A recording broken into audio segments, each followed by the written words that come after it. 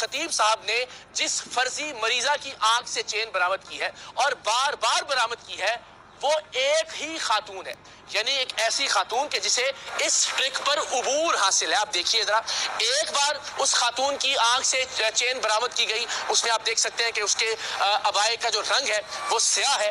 اس کے بعد اس کے عبائے کا رنگ ایک اور ویڈیو میں تبدیل ہوتا ہے، یعنی ایک ہی چین برآمد کرنے کا کرتب اسی خاتون کے ساتھ دوسری بار دہرایا گیا دوسری ویڈیو کے لیے۔ صرف یہی نہیں، اس ہی خاتون کی آنکھ سے موتی بھی برآمد کیا گیا، لیکن ایک بھونڈے طریقے سے اس بچی، اس لڑکی، اس خاتون کا چہرہ چھپانے کی کوشش کی گئی۔ تو ذرا آپ ملاحظہ کیجئے کہ یہاں چہرہ بلر کیا گیا ہے، لیکن کیمرے کی آنکھ بہت ظالم ہے، جھوٹ کے پاؤں نہیں ہوتے اور فراڈ بہرحال پکڑ میں آ جاتا ہے۔ یہاں جب یہ موتی دکھا رہے تھے تو پیچھے بیک گراؤنڈ میں جو خاتون ہے اس کا بلرڈ چہرہ دکھائی دے رہا ہے۔ یہ فیصلہ میں پاکستان کے